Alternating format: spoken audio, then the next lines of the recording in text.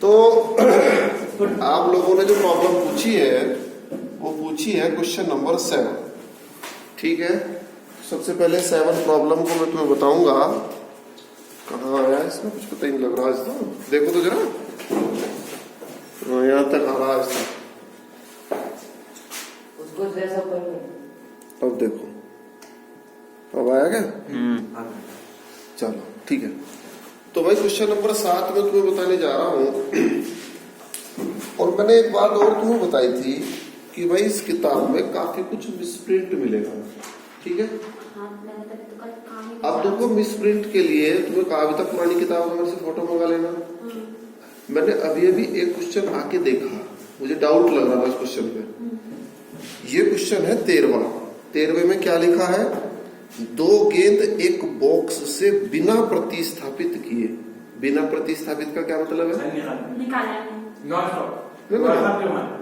बिना प्रतिस्थापित किए का क्या मतलब है? कि निकाला और वापस नहीं रखा, ये तो मतलब हुआ।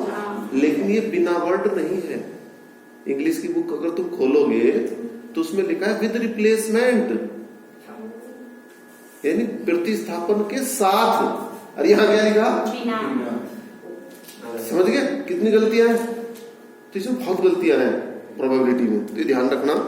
तो 13वां क्वेश्चन अभी करेंगे हम, अभी बताऊंगा मैं कहाँ गलती है। उससे पहले आप लोगों ने प्रॉब्लम पूछा है 7वां। ए और बी ऐसी घटनाएं दी गई हैं कि पी ए बराबर 1/2। अरे एक बार देख लो भाई, गलत ना हो जाए। और probability of A union B, probability of A union B बराबर 3/5 एंड पी बी बराबर पी। और भाई प्रोबेबिलिटी ऑफ बी बराबर स्मॉल पी, ऐसे ही है ना? ये पी है, स्मॉल पी है भाई, ये it is small P. Okay, आगे बढ़ो। और क्या दिया इसने? पी का मान ज्ञात कीजिए। फर्स्ट, घटनाएं परस्पर अपवर्जी हैं। फर्स्ट में इसने क्या बोला भाई? घटनाएं परस्पर अपवर्जी है। अगर घटनाएं परस्पर अपवर्जी हैं तो क्या कंडीशन लिखवाई थी कल?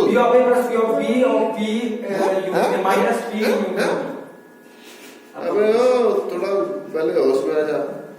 परस्पर अपवर्जी के लिए क्या लिखवाया था? Probability of A intersection B बराबर 0। देखो देखो कल की कॉपी देखो, अगर कर रखा होगा। नहीं लिखवाया था भाई? क्या लिखवाया था सचिन? यही था। तो probability of A intersection B बराबर 0। Probability of A intersection B तो हमारे पास है ही नहीं, तो इसकी आप वैल्यू रख दे। इसकी वैल्यू कितनी होती है? P A plus P B minus P A union B बराबर 0 नहीं होती? अरे ये तो फॉर्मूला तो याद है, इसको तो शुरू से यूज कर रहे हैं। रखो वैल्यू पी ए की वैल्यू 1/2, पी बी की वैल्यू 3/5 और माइनस पी बराबर 0। तो इन दोनों को आप जोड़ दो, 5 दूनी 10 एलसीएम आ गया। 5 + 3 बराबर पी, और ये आया 8/10 और ये आया 4/5। This is the answer. समझ में आ गया होगा, मुझे उम्मीद है ऐसी। तो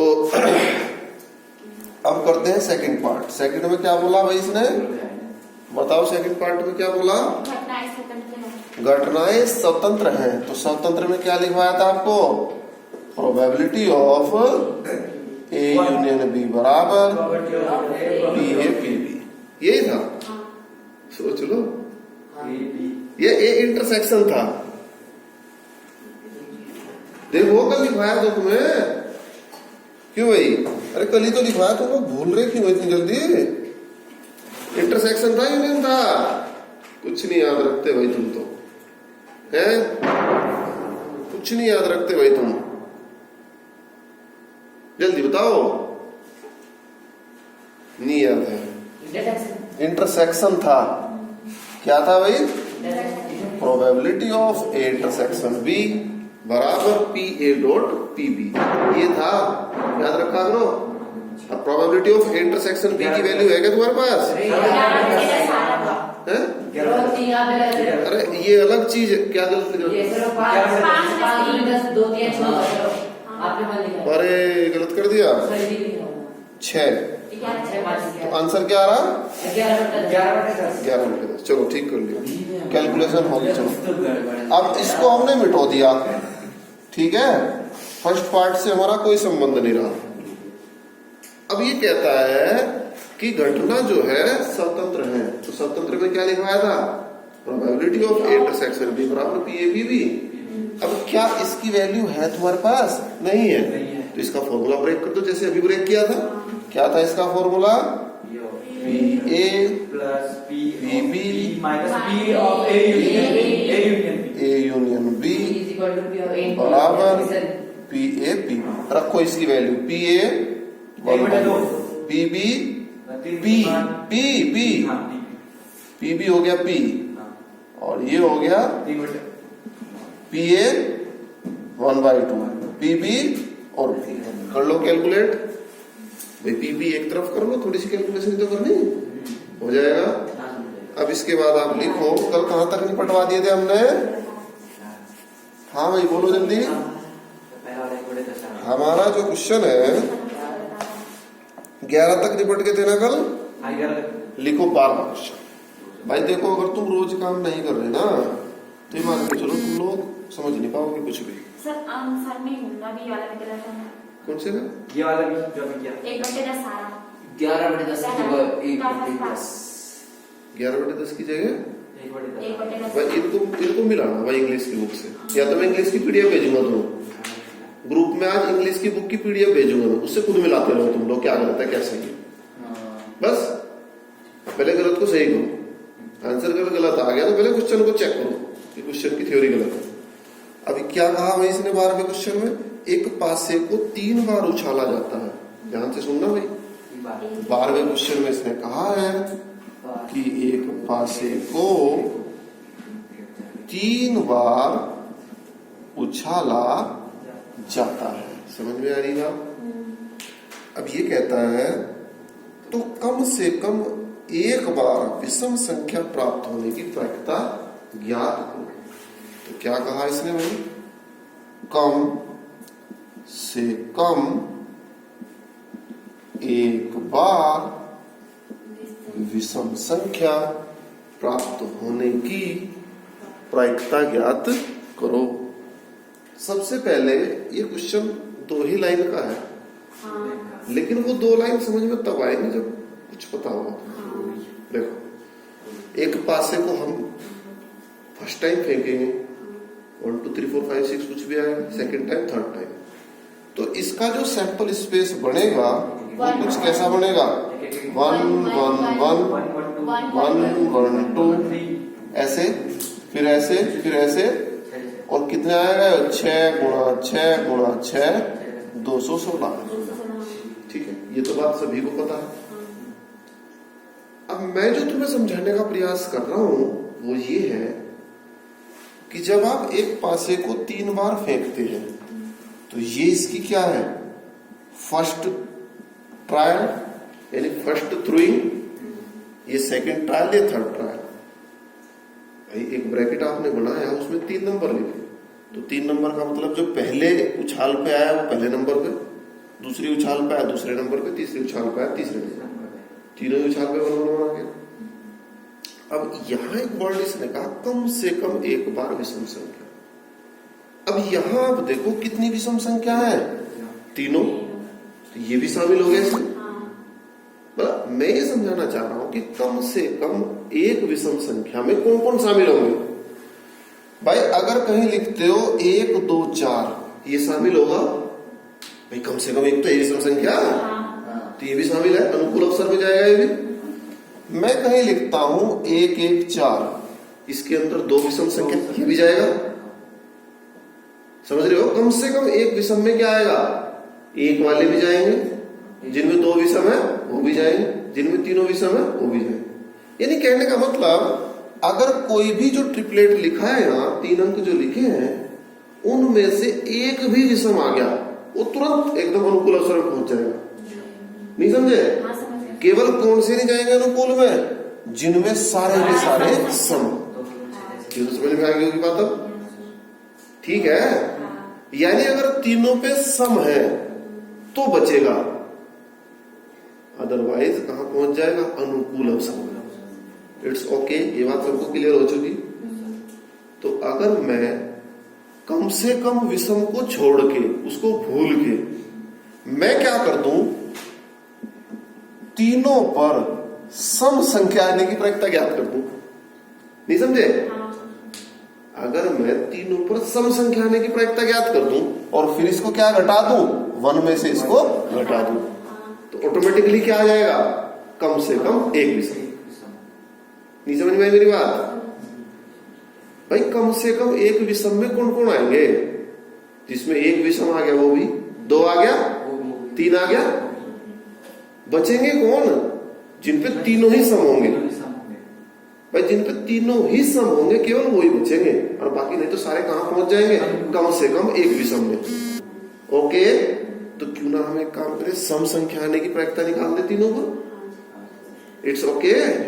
अगर मैं ऐसा कर दूं कि भाई तीनों पर सम संख्या आने की प्रायिकता निकाल दूं, तो मेरा काम सिद्ध हो जाएगा एकदम। तो मैं क्या लिखूंगा ऐसी, तीनों उछाल पर सम संख्या आने की प्रायिकता। अब ये कैसे पता लगेगा, ये ऐसे पता लगेगा, ये होगी गुणनफल में, मल्टीप्लीकेशन थ्योरम।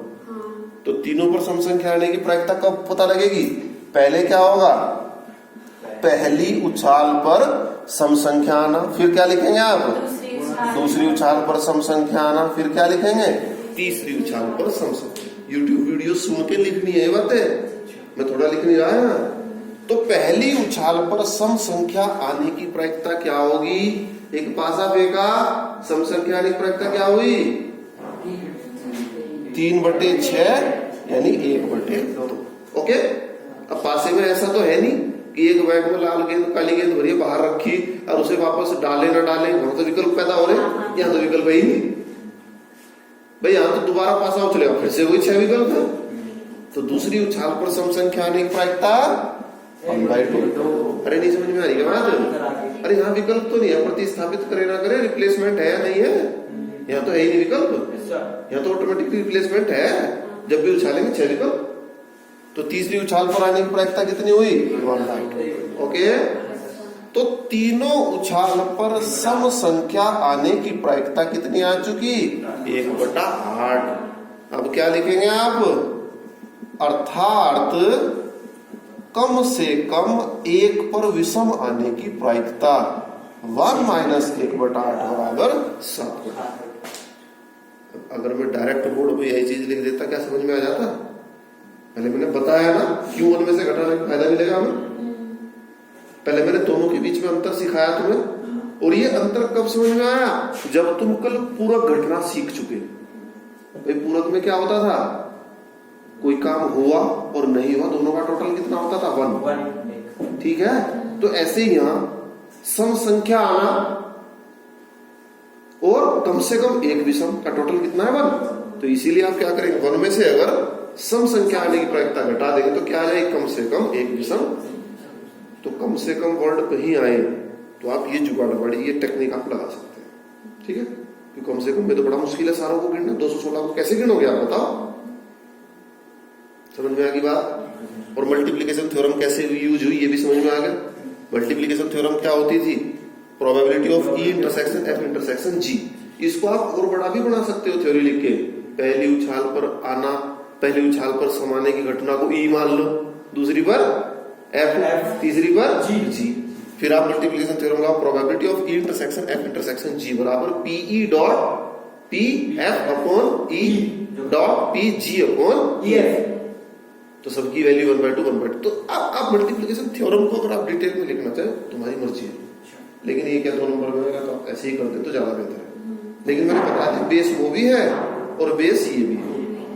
ठीक है, बिना थ्योरम के भी आप क्वेश्चन कर सकते हैं कहीं कहीं, और जहां सिंपल जुगाड़बाजी से काम ना चले वहां तो थ्योरम लगेगी। यहां तक की बात क्लियर। अब मैं एक क्वेश्चन मिसप्रिंट की बात कर रहा था, कौन से की, 13वें। देखो भाई 13वें की मिसप्रिंट, 13वें में इसने बोला है क्वेश्चन नंबर 13। आज नया काम नहीं देंगे भाई, आज इसी एक्सरसाइज को कंप्लीट करना है सबने, ठीक है। आज नया काम नहीं मैं दूंगा। और भाई मेरा मानना ये है, अभी कितने दिन रह गए नवंबर में हमारे पास? नवंबर तो खत्म सही मानो, 10 दिन है वैसे तो। कोशिश करो इसको प्रोबेबिलिटी को खत्म कर देना नवंबर में, और फिर 1 दिसंबर से रिवीजन शुरू करते हैं, ठीक है। पहले चैप्टर से, ठीक है, पहले चैप्टर से रिवाइज शुरू करेंगे, लेकिन रिवाइज में थोड़ा सा काम ज्यादा देंगे ताकि तुम कर सको। ज्यादा से मतलब इतना भी ज्यादा नहीं, वो मन भी तो लगेगा करने में। तो लिखो आप लोग क्वेश्चन नंबर 13 में क्या कहा इसने?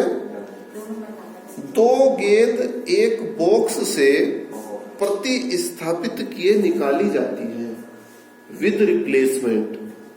इसमें क्या लिखा? Without replacement. तो भाई एक क्या है आपके पास? बॉक्स है, और इस बॉक्स में कितनी कितनी गेंद है भाई? 10 जो है वो काली है और 8 जो है भाई लाल है। ठीक होगी ना बात? अब ये कह रहा है तो प्रायिकता ज्ञात कीजिए दोनों गेंद लाल हो। कितनी गेंद निकाल रहे? 2, और दोनों गेंद कैसी हो? लाल। तो यहां आप लिखेंगे दोनों गेंद लाल निकालने की प्रायिकता। भाई ई और एफ मानने का काम अपने आप कर लोगे आप, मल्टीप्लिकेशन थ्योरम में कन्वर्ट अपने आप कर दोगे ना, कि माना पहली गेंद निकालना ये है, दूसरी को तो खुद ही कर दोगे आप। ओके, अब क्या लिखा है यहां से भाई? प्रतिस्थापन होता है। इसको बड़ा बड़ा लिख दियो भाई, क्योंकि इसी पे डिपेंड है पूरा सवाल। ये बिना काट दो आप, बिना काटो पहले आंसर आ जाने दो। प्रतिस्थापन अलाउ है। प्रतिस्थापन अलाउ का मतलब आपने पहली लाल गेंद निकाली, पहली लाल गेंद निकालने की प्रायिकता क्या है? जल्दी बोलो, 8/18। ठीक है, प्रथम लाल गेंद प्रतिस्थापन अलाउ है, तो इसका मतलब जो निकाली और फिर वापस डाल दी। तो दूसरी लाल गेंद निकालने की प्रायिकता कितनी भाई? आ गया 2। ये ठक ठक क्या हो रहा? 2 चौक 8 9, 16/81 आंसर मिलाओ। और सेकंड पार्ट में क्या कहा भाई इसने? बोलो, सेकंड पार्ट में क्या कहा इसने? प्रथम काली एवं दूसरी लाल हो। हाँ, प्रथम काली एवं दूसरी लाल हो। तो प्रथम काली में बोलो 10/18 गुणा जो निकाली वो वापस रख दी। तो कितना हुआ दूसरा? 8/18। तो 2 5 10 2 9 4/9 20/81। समझ में आ गया? कोई दिक्कत परेशानी तो नहीं? अब अगर यहाँ बिना वर्ड यूज कर लेते, बिना प्रतिस्थापन किए, फिर उत्तर गलत आते। तो आप लोग इंग्लिश की बुक आज में भेजूंगा PDF की, उससे मैच करते रहो। और भाई सुनो, सिलेबस का भी ध्यान रखो। जो डिलीट हो गया उसको अपनी, अब हमें तो किताब अगले साल ही पढ़ा नहीं, हम तो अपनी किताब को नहीं गंदी कर सकते, लेकिन तुम अपनी किताब पे कट मारते रहना जो डिलीट हो गया। अभी आगे वो आएगा, सुन लो, अभी आगे वो आएगा वेरिएंस, ठीक है, माध्य विचलन वगैरह वो आएंगे इसमें, और वो कटवा दिए, डिलीट हो चुके हो। सिलेबस डिलीट वाला भेज रखा ना मेरे ग्रुप में, तो अपनी किताब को मार्क कर लेना जाके आज पेंसिल से, ताकि कभी हम उसे पढ़ा दे। भाई जो आएगा वही करो ना पक्का तुम लोग। चलो भाई आगे बढ़ो। थर्ड पार्ट में क्या कहा इसने? बोलो। एक काली तथा दूसरी लाल हो। हाँ भाई, थर्ड पार्ट में कहता है एक काली तथा दूसरी लाल। अब इसने ये प्रतिबंध हटा दिया कि पहली काली दूसरी लाल है या दूसरी काली पहली लाल। समझ गया आप लोग? तो इसमें तो दोनों ही कंडीशन लेनी पड़ेंगी हमें। तो इसमें किस तरीके से लिखेंगे हम? यहां से प्रथम काली दूसरी लाल, एक घटना तो ये होगी कंप्लीट। और जब घटना कंप्लीट हो जाए तो क्या लगता है? प्लस। समझ में आ रही है बात? जब घटना कंप्लीट हो फिर तो प्लस लगेगा, और जब तक पूरी नहीं होती तो यहाँ क्या लगता है? गुणा।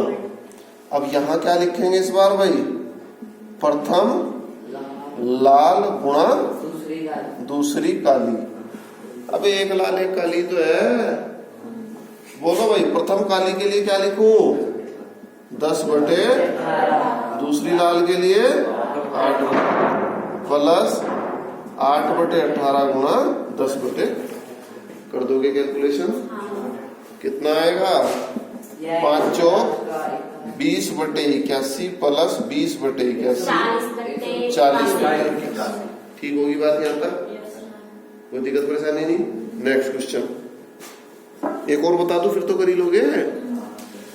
लिखो भाई, एक क्वेश्चन लिखो 14, चौथा क्वेश्चन और लिखो आप लोग, और मुझे उम्मीद है फिर 15-16 तो कर ही लोगे। अरे 2 ही तो बचे। हाँ तो नया टॉपिक पे आज ही शुरू करते हैं। नया टॉपिक आज ही शुरू करते हैं फिर? नहीं, अरे काम कर सकते हो तो शुरू कराओ भाई। देखो ऐसे शुरू कराने का कोई फायदा नहीं है। हाँ पहले काम करोगे जब भी कुछ फायदा है। छुट्टियां बीच बीच में बहुत हो रही, तो तुम लोग जब भी स्कूल चले उसको पढ़ो। कल की भी छुट्टी होगी, देखो परसों की बोर्ड में फॉर्म बनवाएंगे, क्या तब पढ़ाई होना हो तो सोचो तुम लोग खुद ही छुट्टियां तो बहुत मिल रही बीच बीच में। तो लिखो आप लोग क्वेश्चन नंबर 14, एक विशेष समस्या को ए और बी द्वारा स्वतंत्र रूप से हल करने की प्रायिकताएं कितनी है भाई? 1/2 और 1/3। ओके, तो हम क्या लिखेंगे ऐसे? समस्या ए को हल, अरे ए द्वारा एक विशेष समस्या को ए और बी द्वारा, तो समस्या ए द्वारा, समस्या एक ही है, हल करने वाले दो, तो समस्या ए द्वारा हल करने की प्रायिकता तो पी ए से मानेंगे ना, कितने आएगी? 1/2। समस्या बी द्वारा हल करने की प्रायिकता, समस्या को लिखो भाई, समस्या को, तो ये आ गया पी बी बराबर कितना है? 1/3। ओके, तो ये कहता है यदि दोनों स्वतंत्र रूप से समस्या हल करने का प्रयास करते हैं तो प्रायिकता ज्ञात कीजिए कि समस्या हल हो जाती है। दोनों स्वतंत्र रूप से हल करने का प्रयास कर रहे हैं, ठीक है। और सेकंड पार्ट में क्या कह रहा है? उनमें से तथ्यतः कोई एक समस्या को हल कर पाता है। अब देखो, जब सेकंड पार्ट पे आप पहुंचेंगे तो वहां समस्या को कितने लोग हल कर रहे हैं? एक। जब एक काम पे 2 लोग लगे, एक ने हल करा तो दूसरे ने, बोलो भाई, एक काम पे 2 लोग लगे, समस्या तो एक ही थी और वो हल कर दी, एक नहीं, तो दूसरे ने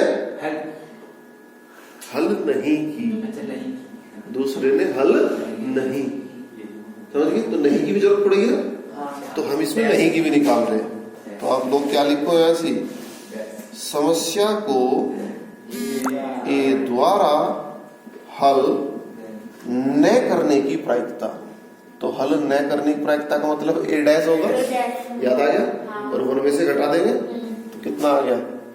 1 - 1/2 बराबर 1/2। समस्या को बी द्वारा हल न करने की प्रायिकता पी बी डैश 1 - 1/3 2/। ये बात सबको समझ आ गई? ठीक है। अब ये कह रहा है फर्स्ट पार्ट में कि समस्या हल हो जाती है। समस्या हल हो जाती है क्या मतलब है? बोलो भाई, 2 लोग एक काम पे लगे और वो हल होगी। अब वो ए ने करा हो या बी, हमें इससे तो मतलब नहीं। तो इसका मतलब क्या ज्ञात करना है हमें? दोबारा सुनो, एक समस्या पे 2 आदमी लगे हल करने के लिए और वो समस्या हल भी होगी, तो ए ने हल करी होगी या बी ने हल करी। इसका मतलब क्या निकालना हमें? ए यूनियन बी, या का मतलब यूनियन। तो आप क्या लिखेंगे यहाँ फर्स्ट पार्ट के लिए? बोलो, वो थ्योरी अपने आप लिखना। समस्या हल हो जाती है, मैं बोल रहा हूं, रिकॉर्ड हो जाएगा, खुद लिखना। अर्थात समस्या ए द्वारा हल हो या बी द्वारा हल होती है, तो इसका मतलब क्या ज्ञात करना है? Probability of A union B ज्ञात करना। अब ए यूनियन बी का फॉर्मूला क्या होगा? बोलो, प्रोबेबिलिटी ऑफ ए माइनस, अब आप इंटरसेक्शन बी का मान कहां से लाओगे? बोलो भाई, आपके पास ये भी है, ये भी है, ये इंटरसेक्शन भी तो नहीं है, तो इसको कहां से लाएंगे नीतू? इसको कहां से लाएंगे? क्योंकि घटनाएं कैसी है? स्वतंत्र। नहीं बोला इसने स्वतंत्र है, तो स्वतंत्र अगर है तो P इंटरसेक्शन B बराबर इंटरसेक्शन B की तो दिक्कत थी, आ गई? कितनी आ गई? 1/2 इंटू 1/6। बस अब तो कर लोगे भाई। आप इसके बदले क्या रखेंगे? 1/6। इसके बदले क्या रखेंगे? 1/2। इसके बदले क्या रखेंगे? 1/3। तो 1/2 प्लस 1/3 माइनस 1/6 कर दोगे सॉल्व? बता दो कोई दिक्कत लग रही होगी। देखो अगर थ्योरी तुमने थोड़ी सी भी पढ़ी घर जाके तो 100% समझ में आएगा, और भाई थ्योरी अगर पढ़ी ही नहीं फिर तो मैं भी नहीं कुछ कर सकता। सेकंड पार्ट में बोलो क्या कहा इसने? उनमें से तथ्यतः कोई एक समस्या को हल करता है। तो कोई एक समस्या को हल करता है। अब कोई एक का मतलब क्या? ए ने हल कर दी तो बी ने नहीं, या बी ने हल कर दी तो ए ने, और या का मतलब प्लस। नहीं समझे? तो आप क्या लिखेंगे? ए द्वारा हल तथा बी द्वारा नहीं। पहली कंडीशन तो ये बन गई। तथा का मतलब क्या होता है? गुणा। तथा का मतलब इंटरसेक्शन, इंटरसेक्शन मतलब गुणा। तथा का मतलब इंटरसेक्शन ही, चाहे तथा कॉफी, इंटरसेक्शन मतलब गुणा। या फिर कोई घटना जब तक कंप्लीट नहीं हो तब तक गुणा ही होती है। मैंने तुम्हें दोनों तीनों तरीके से बता दिया। फिर या का मतलब क्या होता है? Union plus. याद कर लो इन्हें, या यूनियन प्लस तथा इंटरसेक्शन मल्टीप्लाई। ठीक है, सिंपल भाषा में आ जाओ। जब तक घटना पूरी नहीं हो रही गुणा, और घटना पूरी होके नए सिरे से उसको करेंगे, नए तरीके से करेंगे नीचे पर। ठीक है, अब यहां क्या होगा भाई? बी द्वारा हल तथा ए द्वारा नहीं। ओके, तो भाई इसको कैसे लिखूं मैं? ए द्वारा हल का मतलब क्या? पी ए, और बी द्वारा हल का मतलब पी बी का डैश, पी बी का डैश प्लस बी द्वारा हल पी बी, और ए द्वारा हल नहीं। तो हमने ये निकाल के पहले रेडी रख रखे, रख दोगे इनके बाद हो जाएगी कैलकुलेशन। कोई दिक्कत परेशानी? तो इसको आप नोट क्या कर, नोट तो तुम करिएंगे। चलो तो भाई देखो, हम अगली जो एक्सरसाइज है, अगली जो टॉपिक है, तो उसको केवल समझा दे रहा, क्योंकि समझ जाओगे तो नेक्स्ट पीरियड जिस दिन भी पड़ेगा सोमवार वगैरह को, तो उस दिन तुम अच्छे से समझ लोगे। और भाई बीच में जो छुट्टी मिल रही, इनमें आप टेस्ट की तैयारी कर लो। टेस्ट का सिलेबस मैंने भेज दिया, कौन कौन सा आ रहा है इस बार, उसका रिवाइज खुद करें घर बैठ के। ठीक है, भेज दिया था ना नंबर का सिलेबस ग्रुप में? नहीं भेजा तो भेज दूंगा, तो भेज दूंगा आज। एप्लीकेशन ऑफ इंटीग्रल वगैरह वो आएगा, डिफरेंशियल इक्वेशन आएगी शायद। ठीक है, तो अब आप एक हेडिंग डालें। हाँ भाई, अब आप एक हेडिंग डालें। नया जो टॉपिक मैं आज शुरू करने जा रहा हूँ, नए टॉपिक क्या टाइम तो है ना अभी?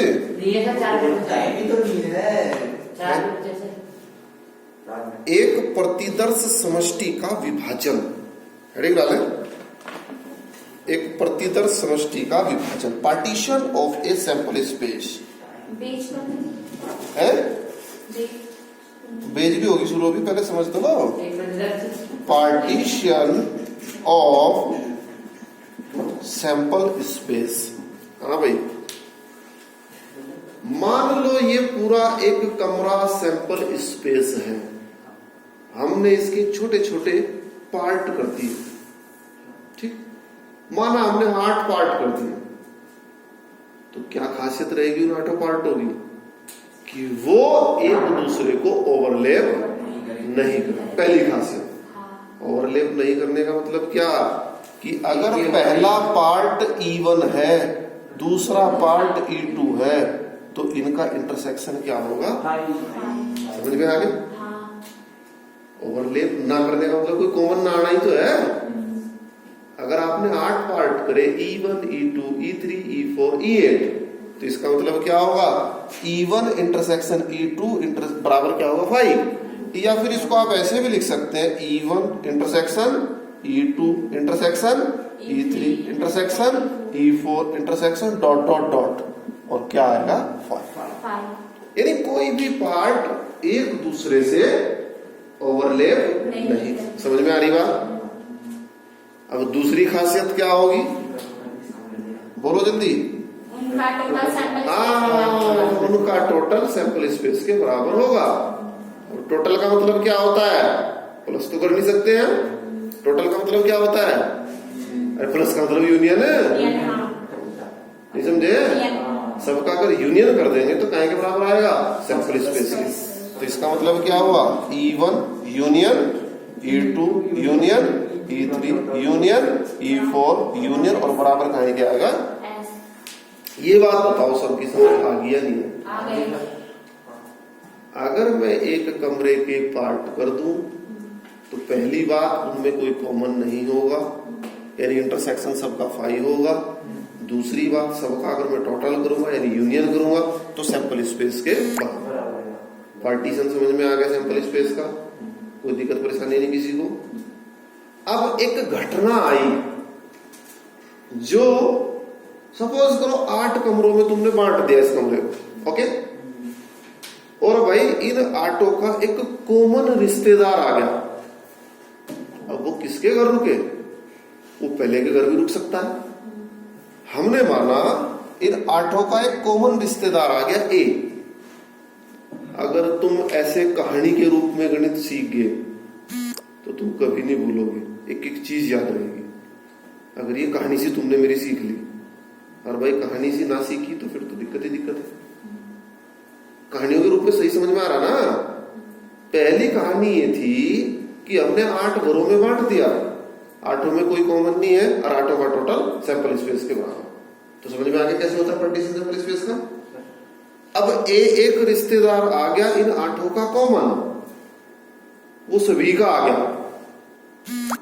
अब वो पहले के घर भी रुक सकता है, दूसरे के घर भी रुक सकता है, 8वें के घर भी रुक सकता है। अब वो तो उसकी मर्जी हुई ना। तो इसका संबंध 8 से ही हो गया, यानी ये एक घटना है जो 8 से संबंधित है। ओके, सुन रहे हो? अगर ये रिश्तेदार पहले के घर रुक गया तो पहले के घर रुकने को क्या बोलेंगे हम? Probability of E1। पहले के घर रुक गया तो इसका मतलब पहले के घर कब रुकेगा? वो पहले तो वो 8 में से एक घर को चुनेगा, पहले दिमाग में फिट करेगा ना वो। तो ये उसने दिमाग में फिट किया प्रोबेबिलिटी ऑफ E1, क्यों ना मैं पहले के घर रुकूं। पहले दिमाग में फिट करा, फिर क्या करेगा? उसके घर जाके रुक जाएगा। रुक जाने का मतलब क्या? प्रोबेबिलिटी ऑफ ए का मतलब वो रिश्तेदार उसके घर चला गया और जबकि घर उसने उसका पहले से सिलेक्ट किया हुआ। नहीं समझे मेरी बात? पहले वो घर सेलेक्ट करेगा प्रोबेबिलिटी ऑफ E1, फिर वो उसके घर जाके रुकेगा तो प्रोबेबिलिटी ऑफ ए, रिश्तेदार उसके घर में एंटर कर गया। अपॉन E1 क्यों लिखा मैंने? वो ये चीज घटित हो चुकी। या क्या होगा? वो दूसरे घर रुकेगा तो दूसरे घर रुकने को क्या बोलेंगे आप? Probability of E2। दूसरे का घर सिलेक्ट किया, अब उसके घर वो रुक गया, probability of A upon E2। या का मतलब प्लस क्या होगा? Probability of E3 probability of A upon E3 plus dot dot dot. समझ में आ गया? और ये क्या था? ये प्रोबेबिलिटी ऑफ ए का मान था। यानी अगर 8 से रिलेटेड कोई घटना ए है तो वो घटना इस तरीके से घटित होगी और इस पूरे इवेंट को हम क्या बोलते हैं? Total probability. क्या बोलते हैं इसको? Total probability. समझ गए आप लोग? तो आज तुमने क्या पढ़ ली? थ्योरम ऑफ टोटल प्रोबेबिलिटी पढ़ ली और दूसरा क्या पढ़ा? Partition of sample space. 2 topic तुम्हारे तैयार हुए। नेक्स्ट टाइम हम तुम्हें पढ़ाएंगे बेस थ्योरम। दोनों समझ में आ गए ना? तो नेक्स्ट टाइम क्या पढ़ाएंगे, बेस थ्योरम। अब बेस थ्योरम 1 मिनट में समझ जाओ, क्योंकि ये चीज आप समझ चुके, पढ़ के आना अच्छे से। ठीक है, तुम जाओ आराम से।